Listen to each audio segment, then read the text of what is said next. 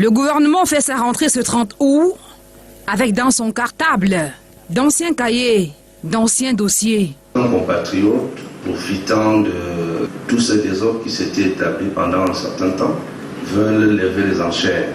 Pas de surenchère ni de chantage.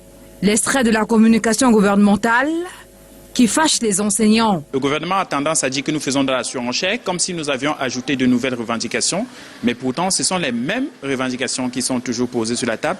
Face à la presse à Yaoundé, chacun de ces 5 membres du gouvernement fait des révisions, bien que conscient de ce que certaines revendications restent en suspens.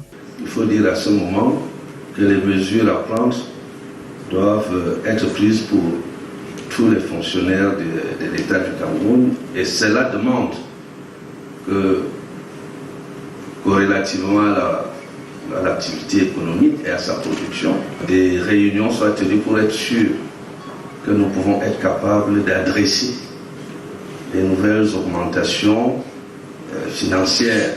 Dans la classe d'en face, on ne l'entend pas de cette oreille. Les emplois de temps des seigneurs de la CREI cette année portent la discipline manif. Il s'agira justement d'observer l'opération CREI morte, de mener aucune activité pédagogique. Pour une rentrée scolaire en toute sérénité, telle qu'annoncée par le gouvernement, ces facilitateurs de savoir souhaitent le respect des prescriptions présidentielles. Il a prescrit le paiement des rappels des avancements et des reclassements à partir du mois de juin 2022. Mais pourtant, sur le terrain, le gouvernement ne paye pas et nous dit qu'ils vont évaluer cette dette-là après août 2023 avant de procéder à un plan d'apurement. Nous avons encore les effets financiers des avancements qui ne sont pas encore automatiques.